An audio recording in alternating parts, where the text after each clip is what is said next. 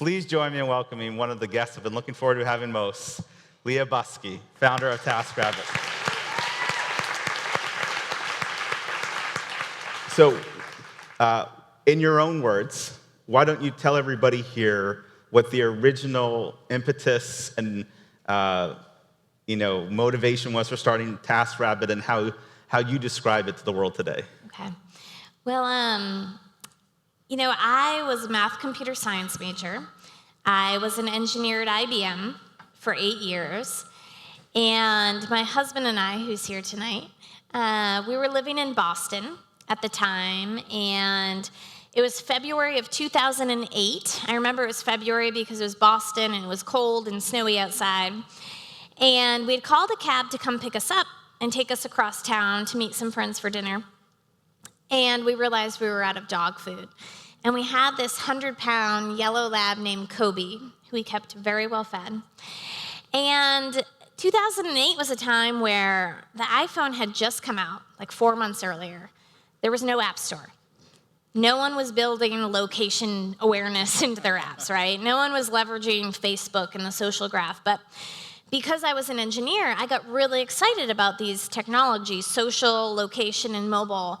And I got really passionate about how you can mash up these three things to connect real people in the real world to get real things done. In the last couple of years, it's become in real time, which is a whole nother dimension. But we were waiting for the cab to pick us up, and we thought, why is this such a big pain point? It's dog food. It should be a simple solution. Are we really going to have the cab stop on the way home? What if all the stores are closed? And so I grabbed my phone. I had one of the first versions of the iPhone, and I said, all right, if a site existed where there was someone in the neighborhood that we could hire to grab the dog food, I'm willing to pay for their time. Maybe they're even at the grocery store at this moment, and how can I connect with them?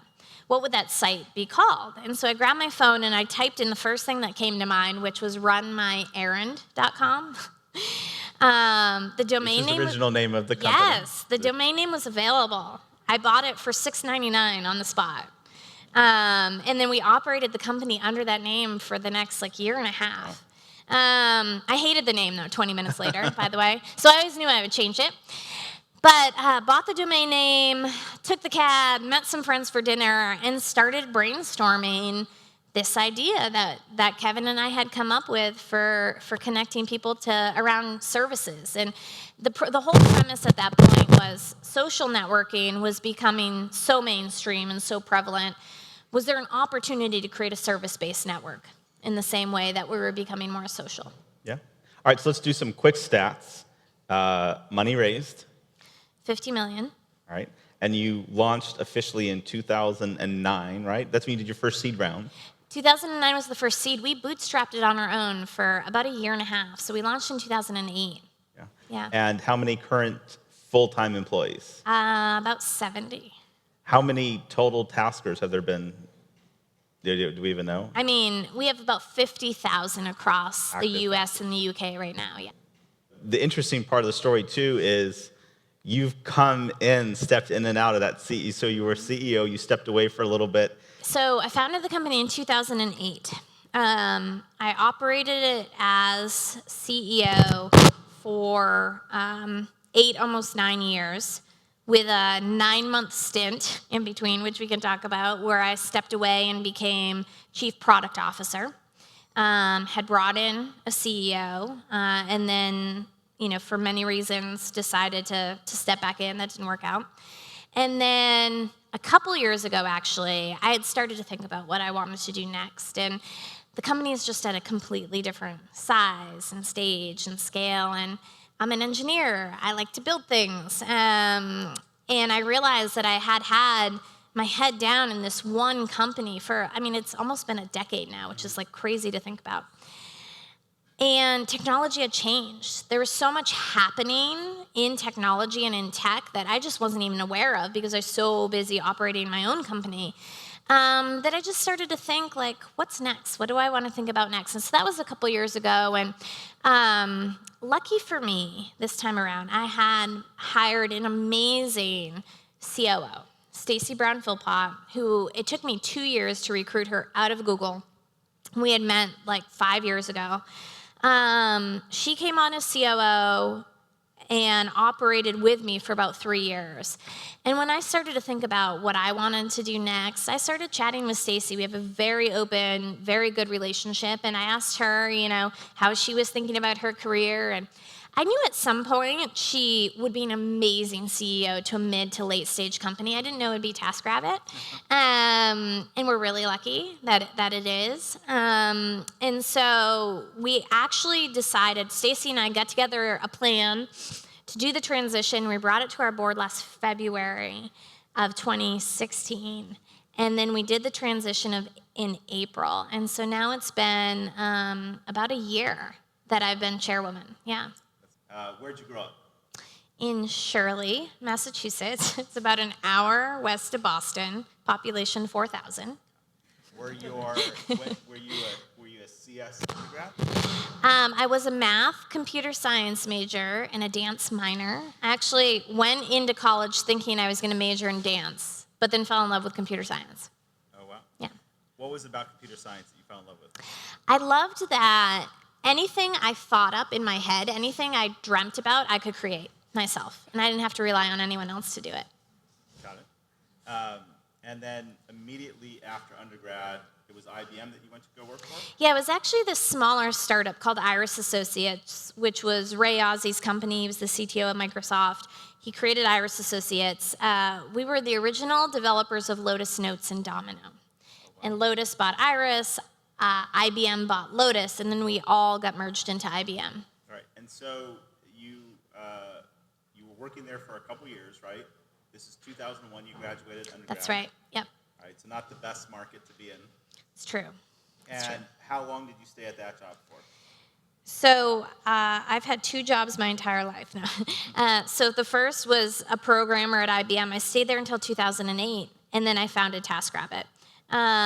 So a long time. I actually thought that I would build my career at IBM, and that we had to pick at one point, do you want to go on a technical track, or do you want to go on a managerial track and manage people and build teams, or do you want to do sort of hardcore engineering? And I picked the hardcore engineering. I was like, I don't want to manage anyone ever. Were your parents entrepreneurial growing up? Did you imagine that you'd wanted to start your own business and your own company? No, but so my dad was in the Air Force for over 30 years. My mom was a stay-at-home mom. She worked at our school, kind of. They weren't entrepreneurs, but there was something about the way I was brought up, and I still haven't put my finger on it. I remember when I was 8 years old, I asked my dad what the highest title in a company was, and he told me it was being a CEO, a chief executive officer. And I immediately created my first company called Pollution Solutions, which was this recycling company in my elementary school. And it was really just actually an excuse to boss around my little sister and my cousin, but I created offices like in the basement of our home. And so there was something, there was something instilled in me from an early age that knew that I wanted to create things and build things. All right, so you have the idea. Were you so passionate about the idea that that's what got you interested in wanting to start the company, or did you feel the itch and need to want to start something, and that's what drove the idea? It was a little bit of both, honestly. I mean, I was definitely getting antsy at IBM. I was a little bit bored. I was thinking, I have all these other skills that I haven't used yet. I love talking to customers. I like getting feedback. I like building things. And so I knew there were other things that I wanted to be doing. It wasn't until recently when I read, if anyone's read the book by Adam Grant, Originals, he talks about this concept of vuja de. So déjà vu is like when you see something for the first time, but you feel like you've been there before. Vuja de is the opposite. It's when you see something 1,000 times and you're able to take a step back and look at it differently. And I realized after reading that book that I was bored at IBM. I was definitely training myself to think in a more entrepreneurial mindset. I was starting to hit pain points in real life, like running out of dog food and thinking, how do I solve this and not just continue on with life? And so I do think that I was thinking entrepreneurially, and the timing was right technology-wise just to go for it. All right, so it's 2009. I double-checked on Crunchbase because I remember in 2010 and 2011, TaskRabbit started to be a big deal. But there was a whole journey before that. You did a $25,000 seed.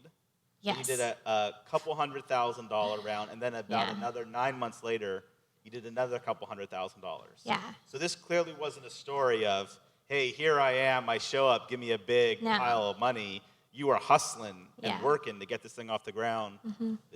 Talk about that first year and a half. Yeah, it was brutal. So first of all, February of 2008, had the idea. 4 months later, quit my job at IBM to build the first version of the site. That was June. By September of 2008, after locking myself in my house for 10 weeks straight to build the first version, I was ready to launch it. But it was September of 2008 when the stock market was crashing and everyone was being laid off. So you got this great timing. Into the job market in 2001. Right. Starting your business in 2008. It's perfect, right? By the way, tell us if you're going to make a big life move next so that we can all prepare for the next crash. Oh, we can talk about that later, yeah. So I just left this cushy job at IBM, and I was like, oh my God, what did I do? But it turned out to be a great time to start a company like TaskRabbit because there were a lot of people looking for new ways of working and new ways of making money. And so from just a mission-driven standpoint, it was great. From an actual financial standpoint, it was terrifying. And so... and let's just be clear, Uber started in 2010. Yeah. And so they're often, the company that's getting the credit as the Uber of X, the service economy app, the marketization. It was really TaskRabbit that was there at the very beginning of the start line, starting this whole trend of on-demand services. That's pretty amazing if you think about where we're at today. We were early. We were really early. Yeah, it was driven by the technology. I was so excited about the technology. I saw it. I knew there was something massive here, and we were early, which can be good and can be bad, right? So I didn't know anything about fundraising. I was an engineer. All I knew was how to build what was in my head.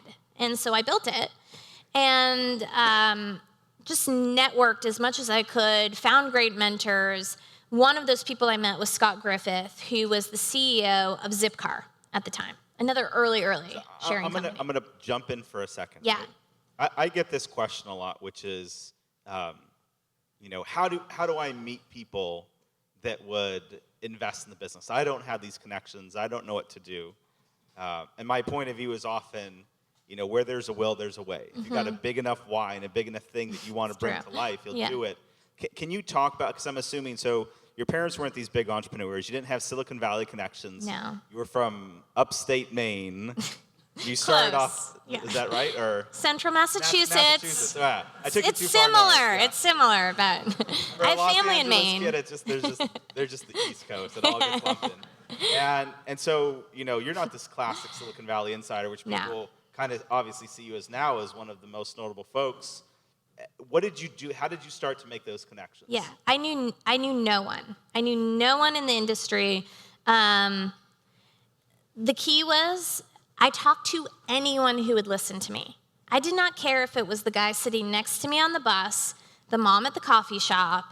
We went out to dinner with friends one night, and I'm babbling on about this idea. I didn't care who was in front of me. I was just so passionate about what I was building and what was possible.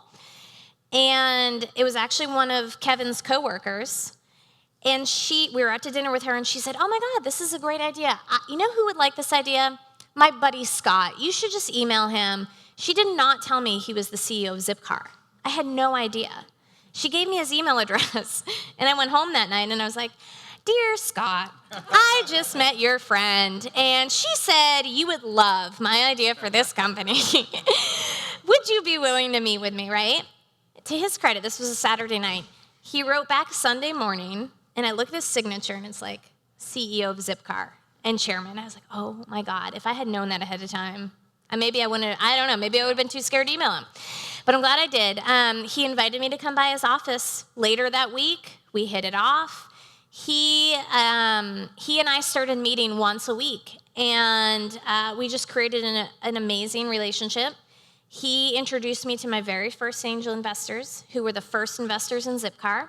He also let me camp out and have free office space for a year out of the Zipcar office. And so, yeah, it's just, it was just pure hustle. And so that first $1 million, who were those investors? Yeah.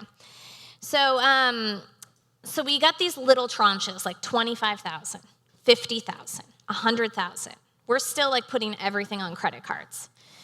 And Scott actually was the one who told me about an incubator program that Facebook was going to run out in Silicon Valley in the summer of 2009. And he was like, hey, you might want to check it out. Funny enough, he had just done a deal with 2 entrepreneurs from a company called Zimride. Does anyone know Zimride? Zimride was before Lyft. So John and Logan did a deal with Zipcar. And John was visiting Scott one day in Boston at the office, and I was sitting there. And Scott's like, hey, you two should know each other. John, this is Leah. Leah, this is John. John's like, oh, yeah, there's this incubator program at Facebook this summer. Like, you should totally apply. Dave McClure is running it. I was like, okay, cool. And so John Zimmer told Dave about me and run my errand at the time. I applied to this incubator, got accepted. And 25 companies came out for that summer, 12 weeks long. It was the first time I'd ever set foot on the West Coast in my life. And I was 28 years old. Was an East Coast girl. Had never been to the West Coast. And came out, and I immediately fell in love with the Bay Area and the West Coast. And, met 24 other companies that were building amazing things, got to sit with them for an entire summer. And then at the end of that program, there was a big demo day, and we got exposure to some investors. But that's not actually how the first $1 million came in. The first $1 million came in because as part of the incubator, Tim Ferriss was friends with Dave, was invited to come and spend 15 minutes with every company that was participating. And I was flying back and forth between Boston and San Francisco doing the incubator because Run My Errand was live in Boston. So I had to be there too, kind of keeping the market going. I was in Boston. Dave sends out an email on Friday saying, Tim Ferriss will be in the office on Monday if you want to meet with him. I was like, I just flew back to Boston. Oh, wow. It's like a $700 plane ticket. This is super bootstrapped. Like, I don't know if I should spend this money to come back out just to meet Tim, but he had just written the 4-Hour Work Week. He was talking about living efficiently and sharing resources. And so my gut just told me to do it. And I put in my head at that moment, I was like, all right, if I'm going to spend $700 on this plane ticket, I am going to turn it into $1 million seed round of funding. And I brute forced it. I came out, I met Tim for 15 minutes. I got a second meeting with him for an hour. He came on as advisor. And then he introduced me to Ann Miraco and Mike Maples from Floodgate, who led our $1 million round of funding. That's great. All right, so you've got $1 million now. You're off to the races. That was really impressive how that happened, by the way. And so now let's talk about early traction. It's one thing to build something. It's another thing to start getting users. Mm-hmm. And you've got this little problem of a dual-sided marketplace. Yeah. So how did you originally get the word out? I mean, you didn't have a marketing background. Mm-mm. This wasn't this hot topic of growth back in 2009. Right. What did you do to get the first 1,000 people signing up and using TaskRabbit? So we were launched in one market, Boston, but even smaller than that, when I first launched the site, we launched in one neighborhood, Charlestown, where we were living at the time. And in Charlestown, it's 1 square mile of Boston, there's this mothers club called the Charlestown Mothers Organization, and they ran the neighborhood. They were in the coffee shops, they were at, the Equinox, and they were walking around the neighborhood all the time, and I was like, these women know what's up. Like, I need to get them. They're busy. They have kids in school, all this. They're busy. Like, they're going to be my demographic who's going to want to use this service. And so I approached the president of the Charlestown Mothers Organization, and I said, hey, can I run this closed beta for you guys? I wasn't a mom at the time. I was like, this is very intimidating to me. Way scarier than pitching VCs. Oh, my God, 100 times scarier than pitching VCs. And luckily, I was blessed by the Charlestown Mothers Organization, and 900 moms in 1 square mile got onto the site. Oh, wow. And so then I needed taskers to actually get matched with these moms. And now what I learned very quickly is this was a very high trust situation, dealing with moms and their children and inviting people into their homes. And so from almost the beginning, we started background checking, vetting, interview process. I met the first 30 taskers myself over coffee at the local coffee shop, interviewed them for 30 minutes, picked 30 of them to start the site and get matched with the Charlestown Mothers organization. And the thing about moms, and I know this now, is we like to talk and give lots of recommendations to other moms. And so the word of mouth was awesome. All of a sudden, the moms in Charlestown were talking to the moms in Beacon Hill and Back Bay and Brookline. And I started recruiting taskers in all these other places as well. So I started to just follow where the word of mouth was building organically. Wow, that's amazing. All right, so we fast forward now about a year and a half. I think it was 2010 that you did the first venture round, $5 million, Yes, right? that's right. Yep. Right. So talk about that experience. And I think interesting to me, and hopefully a lot of people here, a big topic in the news today is, equal access to female founders, what kind of experience they're having versus male founders. People weren't talking about that as much in 2010. You, again, didn't come up from a Silicon Valley elite. What kind of response did you get, and what kind of a unique experience were you having as a female founder engineer raising money for her own company? Yeah, it's an interesting question. I mean, I look back, and I honestly never thought about it, which I think was a good thing for me. I had been a math computer science major at a women's college, which I think influenced me heavily because I studied math and computer science and graduated from Sweetbriar College, all women, immediately went to program at IBM and was surrounded by men, but never thought about it. I had a lot of confidence in myself, and I knew that I had a skill set and could build things. And so I kind of took that mentality with me when I started the company and I started pitching investors and, raising our A round, the first big round, $5 million. There was a huge learning curve for one. I had never pitched investors before. But I loved it. I love fundraising. I love telling the story. I love when you connect with an investor and you find an investor that's just as passionate as you are about what you're building. And it's so exciting.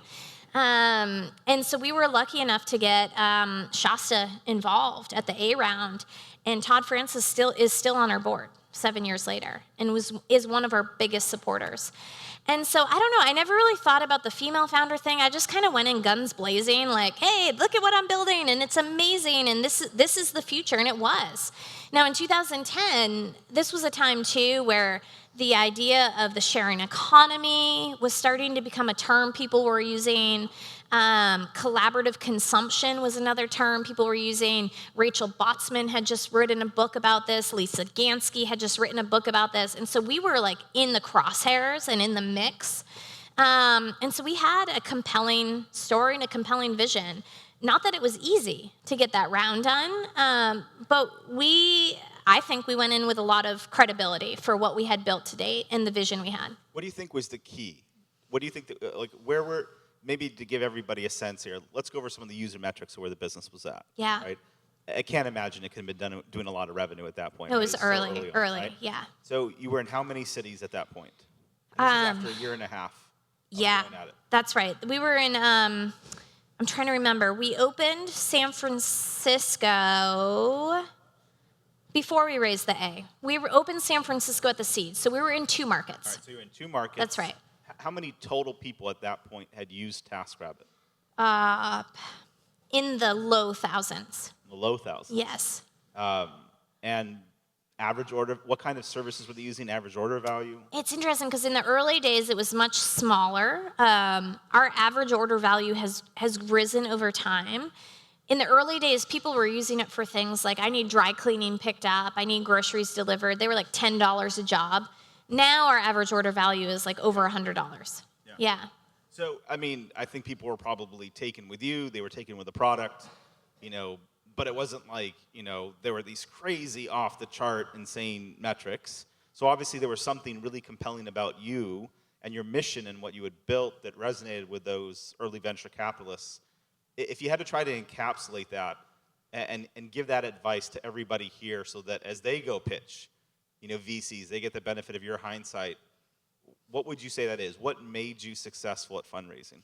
I mean, I think when it's early too, at the seed and the Series A round, those venture investors are used to making big bets. And they're used to seeing small numbers. And so those decisions, don't have to be about the metrics. By the time you get to a B round, like, you got to have your metrics nailed and, have a growth plan and story. But those Series A investors, they are looking for compelling visions, compelling entrepreneurs, technology that they feel like is ahead of the curve. I mean, still at that time, we were still so early as far as Facebook Connect was the platform. Not everyone was logging in with Facebook. And how did you think about TaskRabbit early on as far as real time? Because I remember when I first started using it, I think at first I was a little confused because I thought there was the expectation that I'd be able to find somebody, within an hour to do something for me. And it didn't seem that the liquidity was there for that. And then, my wife and I, remember we used it. She got me a ping pong table for my birthday, and I didn't want to build it. It sat in our backyard for like a year, and then finally she said, I'm going to hire a tasker. This really nice guy came by, and we played ping pong afterwards for a couple hours. But we scheduled it a day in advance. So good, yeah. I won, by the way. Did you? Yes. I think he gave me a low rating because of that. But how did you think about that? Yeah. As far as, do I want this to be on-demand services, and can I make that happen, versus are these things that need to be scheduled out ahead? Yeah. And did you anticipate that one of the most popular things that was going to be used for were home services? I know. Such great questions, because, over the course of almost a decade, certainly the product and the roadmap has evolved tremendously. The vision has never changed. The vision and the mission, which is connecting people around services, influencing the future of work, that was always at the core. But the use cases have changed. The pricing has changed. In the beginning, the model that I built for the business was an auction-based model. So eBay was really popular. I thought, eBay is doing this auction-based model with goods. We're going to do it with services. So you'd go on to TaskRabbit. You'd say, I need dry cleaning picked up. And then 10 people would bid on your job. And so it was not real time at all. Real time was not even in our radar, right? In our world at that point. And if you told me back in 2010, in 5 years, you are going to have to do this in real time, I'd have been like, it's impossible. There's no way to do that. Is that because you thought there wouldn't be enough liquidity? No, it's taskers? The services around the home, these jobs, they're all so different. Ping pong tables, to dry cleaning pickups, to, mounting shelves. It's different in transportation. It's different with Uber. It's different with Lyft when it's more commodity based. Yeah. But TaskRabbit is not a commodity. It's very unique per transaction. We like to say every transaction has a story behind it. What are some of the more odd task jobs you've seen asked? I mean, we've seen crazy things. Really I feel like crazy somebody things. must have tried to put a hit out on somebody else on TaskRabbit to see if it worked. I mean, that's really crazy, Jason. No. Let's see. Crazy things. My favorite was this woman lost her keys in the lake in Chicago. Dropped her keys in the lake. And she's like, oh my God, my car keys. I need to find these keys. She hired a tasker on TaskRabbit who was a scuba diver. Get out of here. Brought his gear. Wow. Found the keys. Paid him $100 for it. Amazing. That only costs $100? Yeah, that's pretty amazing. We can get scuba divers on demand for $100. Can you please order one? We could put them in the bathroom, wherever. See, that is not a commodity. I just want to see that is not a commodity service. We had another guy that he was throwing a party, I guess, and he needed a tuxedo sewn for his rubber chicken. Yeah, I don't know. But he had this rubber chicken, and he needed a little tuxedo sewn for him. What have you seen as some of the things that have cost the most? Someone said, how much have they cost, and what are those activities? We've seen some really big projects. Someone bought their entire kitchen from IKEA and then had a tasker install it. That was a few $1,000s. Wow. Yeah. Do you have any kind of plans or vision of how TaskRabbit can maybe go upstream to much more complicated tasks No, like that? no, and I'll tell you why. We're really focused on this lower. We've always been focused on sort of the lower skill-based, lower end of the market, because I believe that's where the marketplace opportunity is.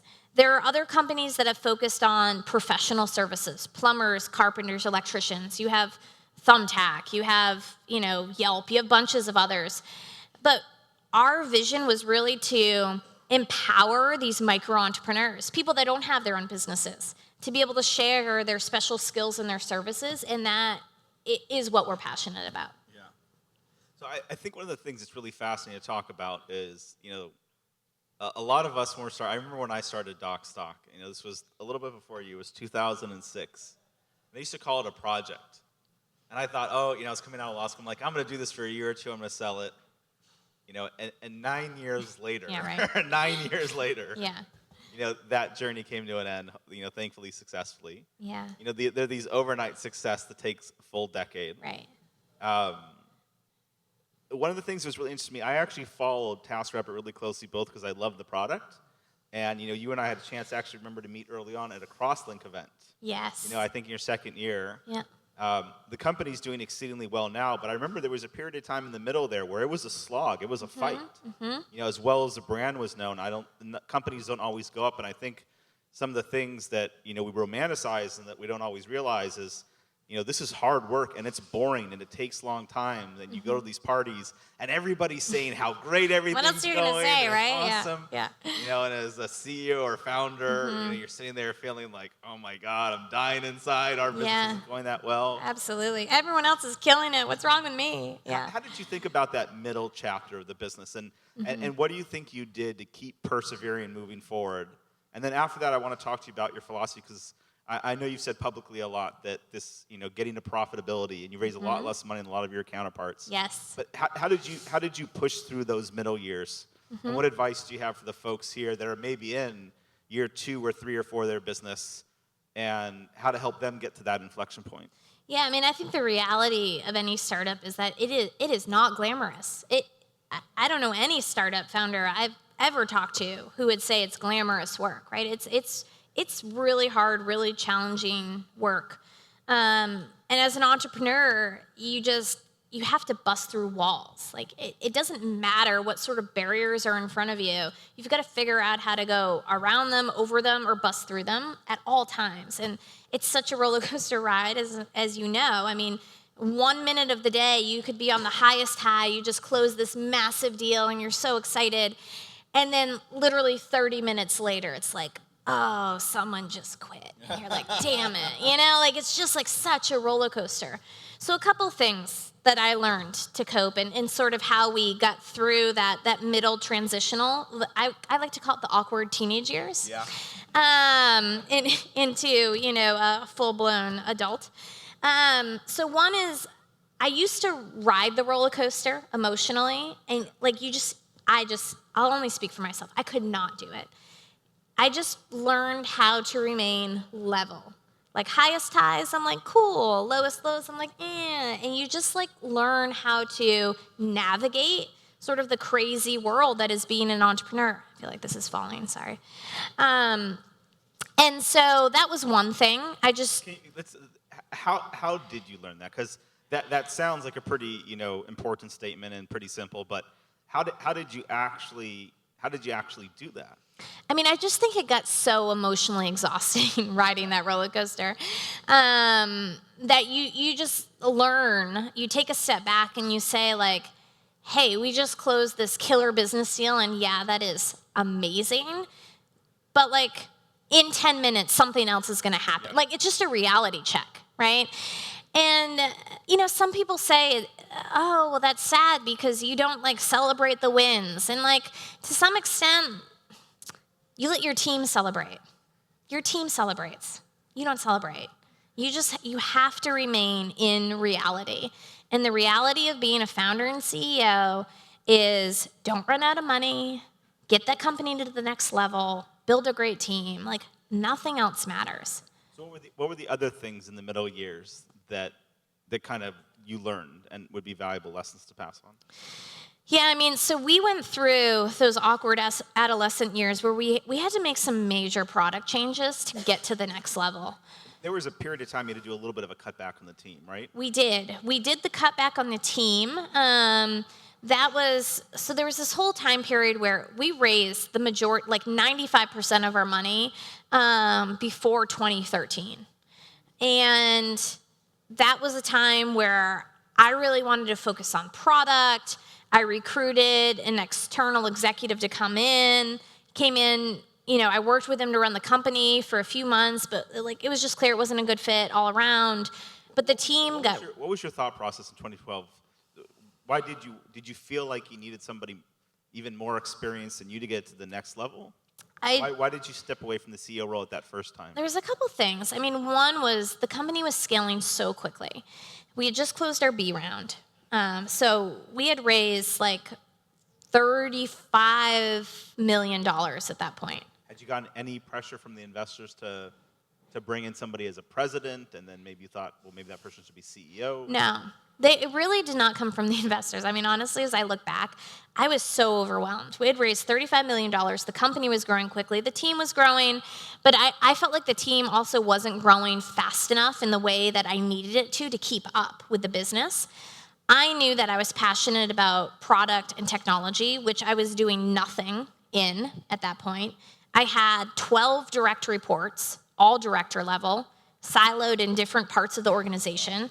I mean, I basically was just going from meeting to meeting, and like I didn't even know what I was doing with my days, right? Like you just feel like, oh, what do I really want to be doing? I want to be building product. I'm an engineer. Like this is what I want to be doing.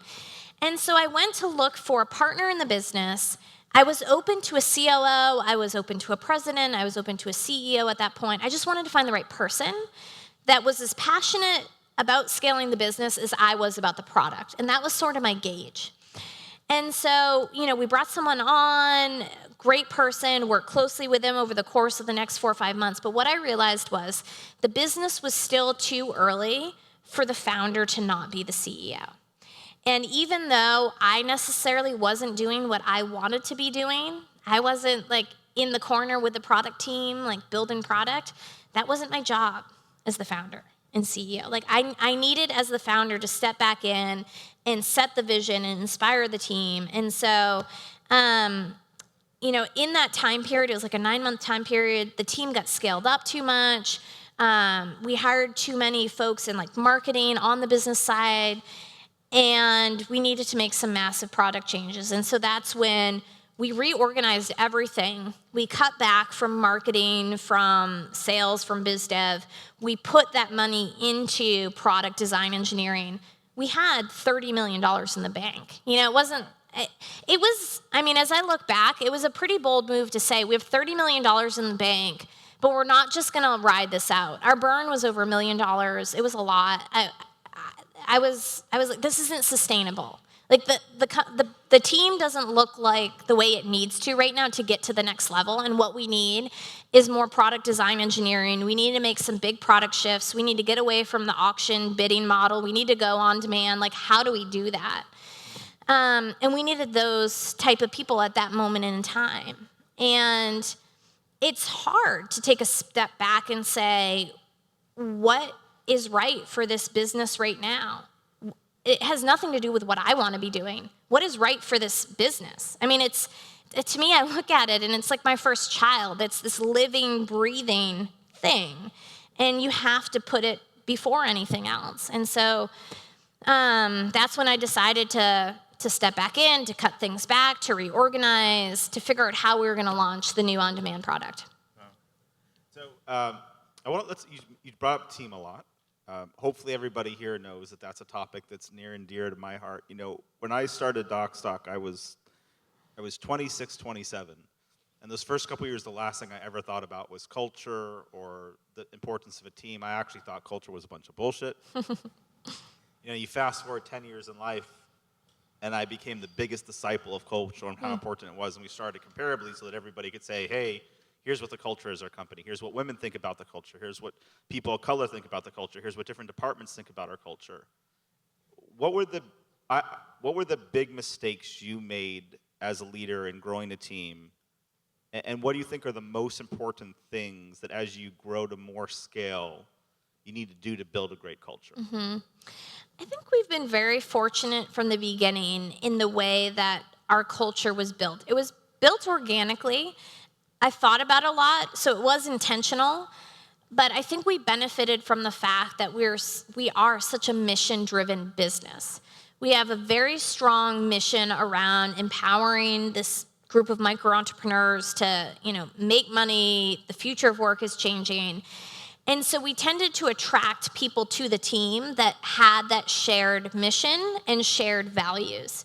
And so the culture grew very organically. I would say, if anything, at some point, the balance was hard in keeping the culture friendly and open and collaborative and neighborly, which is what I would use to describe really the product of TaskRabbit, and the mission of what we built, but balancing that with a sense of urgency and discipline and just getting shit done, right? If you were to say that the most important things you look for when you hire somebody, how do you know when somebody should belong on the full-time TaskRabbit team? For me, it's all about aligned values. I feel like if you believe that the person sitting in front of you has shared values with the culture that you've built inside, TaskRabbit or whatever company you're in, and that they have a strong passion around that, I think work ethic follows, skills will follow, everything else follows. But I think values have to be aligned. And how do you figure that out? I mean, one of the things I've often had, I've said this a lot of times, I talked to the team about it, you've hired and fired a lot of people, I've hired and fired a lot of people. I just still think the typical interview process is just so untelling of what it's actually going to be like to work with somebody. There's no way I can sit in an environment like this and have a conversation with somebody. I count on referrals. I try to get to know somebody whenever we can. We try to do projects with folks. Even in an interview, I'll try to take people on walks just to break up the normal barriers that there are as you try to hire somebody. What are some of the ways that you really get to the heart of who that person is and if they're going to be the right fit? Such a great question. So again, this other book I read by Adam Grant called Give and Take clarified this for me, because we would have, the culture interview at TaskRabbit and try to figure out if there was shared values and alignment. And Adam writes about in the book that if you ask an interviewee a question, and he gives the example that, someone is interviewing for a retail position at a store, and you want to find out if they're a thief. You ask them, what percentage of people do you think steal? And people tend to answer from a point of who they are. So if they say a lot of people steal, then they probably are thieves. Oh, wow.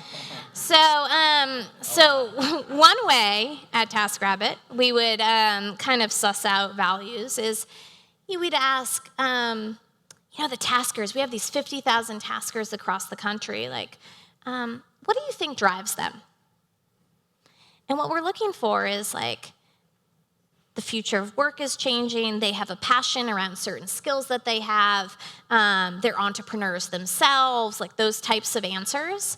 And those are our values. But if the answers vary, or if they're they just want to make money, then it's you start to sense whether or not there's going to be good alignment. So figuring out what your values are and how you can ask questions around them and get people to tell you stories, because in conversation those things tend to come out. Got it. What's the makeup of the team? 70 full-time folks, right? Mm-hmm. Really quickly, between engineering, marketing, executive, customer service, where does it all break out right now? I'd say, this is ballpark, I'd say we're about 30% engineering. I'm looking at Kevin, maybe a little higher, I don't know. And then a lot in operations. Operations, community building, customer service, tasker operations is a big chunk of the business. Rewind the last 8 years professionally. Yeah. If you could look at one or two big things and say, wow, I wish I could do that over, what would that be? Okay. So I'm going to answer this two ways. One, my initial instinct is to say, you learn from mistakes, you learn from failure, I wouldn't do anything over. But That's not necessarily true.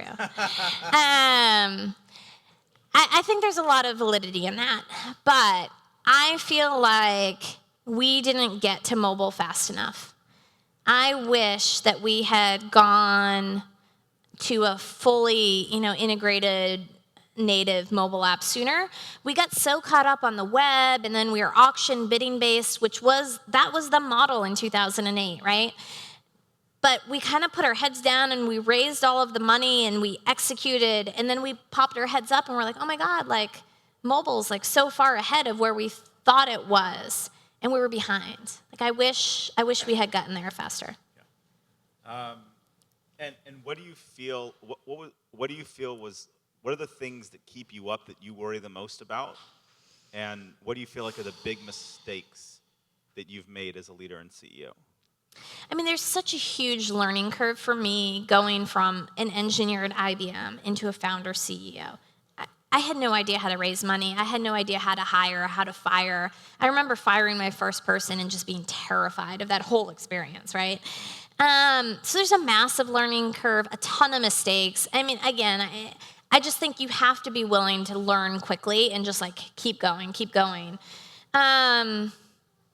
So yeah, I mean, I would point to the mobile thing as the area. Like I wish we had done that faster and sooner, and I had built a team around that faster. Okay. So I want to come back to this earlier question I asked. And you kind of addressed it like, hey, I was just trying to get what I needed to get done. I didn't have time to think about this. But there's a lot of discussion, rightfully so, about how do we make engineering teams more balanced with women? How do we make entrepreneurship more accessible for female founders? Mm-hmm. We got Jesse Draper right in the front, who's got an angel fund specifically to support female founders, right? What's the name of the fund? Halogen Ventures. I should have remembered that. And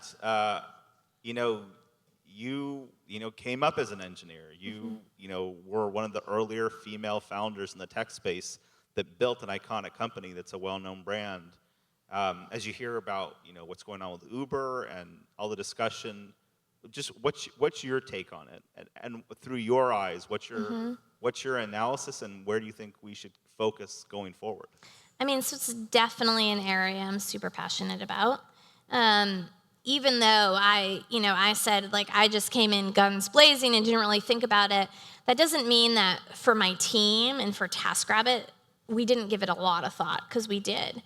I think one, in hiring and building teams, if you want to bring more diversity to your environment, whether that be gender or ethnic diversity, you might have to look a little harder.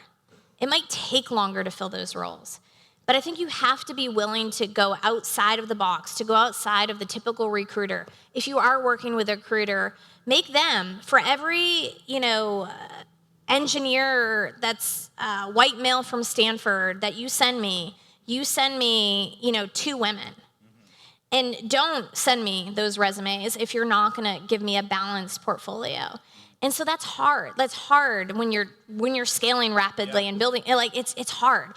But I think you have to be committed to that and to working a little bit harder in hiring to bring that diversity into your team. I went to a women's college, which I think influenced me a lot. I mentioned before. I now sit on the board of that college. It's called Sweetbriar College in Virginia. And we're thinking a lot about our STEM programs and STEM education and how we can partner with large tech companies to create a pipeline of women that are coming out of school ready to be an engineer at Facebook, be an engineer at Google, LinkedIn, wherever it is.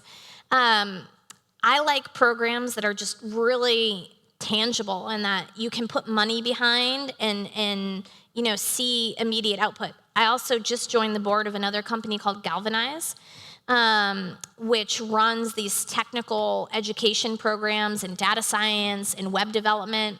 And I joined that board because I was really excited about their mission of bringing more minorities and women through those programs who are mid-career, changing their careers into tech so that they can go out and get tech jobs. Does Silicon Valley feel still today like a boys' club to you?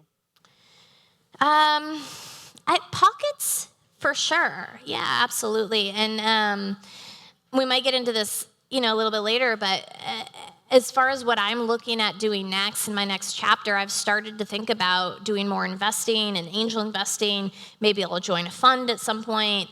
And I think that does feel like a whole different world, even than being an entrepreneur and being a female founder. They're very different. Yeah. So let's talk about the future of TaskRabbit. And you're the chairwoman, so you're not there day to day running. But my guess is you're pretty involved and have a pretty big influence on the direction of the company. Where would you like to see it 5 years from today? What is that company solving? What is it doing? What has it achieved that would be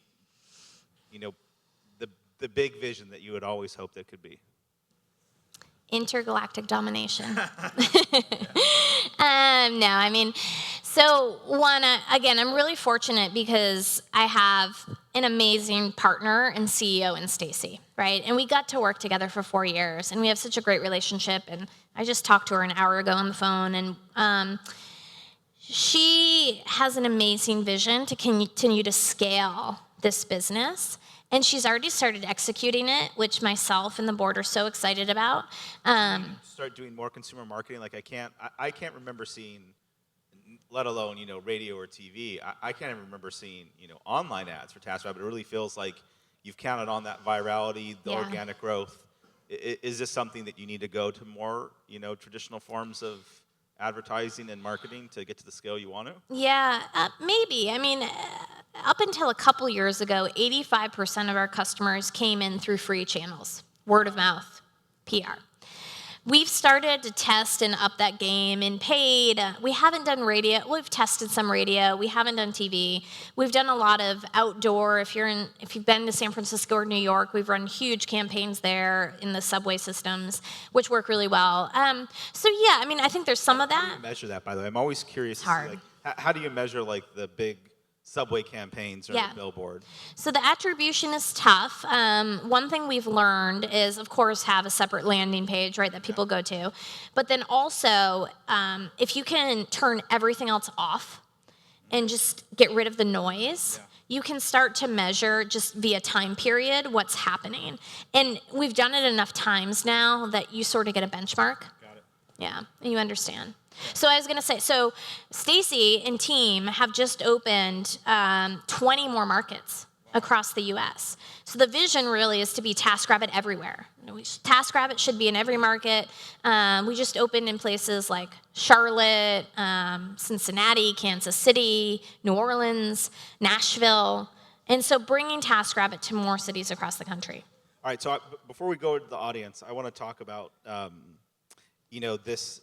your discipline around profitability, how much you've raised relative to your peers. I personally think, I've been having this conversation with folks for the last couple weeks, something is starting to change and go on. I mean, the market is still crazy high, but you have, some of the top investors saying they feel like we're at our apex. You start to see the NASDAQ go down. We've had a string now of companies that have raised north of $50 million go completely under. Yeah. Right? So you've got, I think it was Munchery, or there was Sprig, Yik Yak that raised $75 million. There have been a couple other big ones that have really raised a lot of money. Mm-hmm. And I think that there's what a lot of folks don't always realize is at the scale that you're at, there's a lot of pressure often from venture to keep pushing forward even if the unit economics aren't great. Mm-hmm. So here you are, you've raised $35 million, which sounds like a lot. But when you look at other on-demand services that have raised hundreds of millions, if not billions, it's a fraction. Mm-hmm. How do you think about the discipline of how you need to grow your company, and how do you balance getting enough growth with focusing on what it sounds like is really important to the company right now, which is also profitability? Yep. Great question. Especially, at this time, at this moment in time, I think it's really important for entrepreneurs to think about. So because I founded the company in 2008, we were born with the DNA that there was no capital. And we learned very early on that we had to be capital efficient. And so I think that DNA really stuck with us, for better or worse, and I think for the better, throughout the company's history. So even though we raised all of that capital, we raised, $35 million in one big tranche and like another 10 million later, we didn't blow through it. When our burn got over $1 million, like we pulled back and we retrenched and we said this isn't scaling, this isn't right. Our unit economics have always been profitable, have always been positive. We've always had high gross margins. We've never spent more on customers than we were getting in return. Other companies haven't operated that way, and they've burned through capital. Competitors have started. They've come out hot. We have gotten so much pressure from investors to follow them fast, to pour money into the business.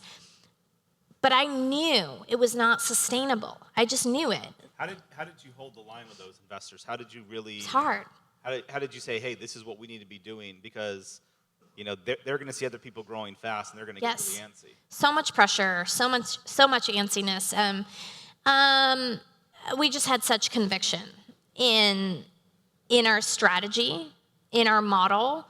I was a math major. I'm like, the math. This is the math. Like I don't know any other way to think about it, right?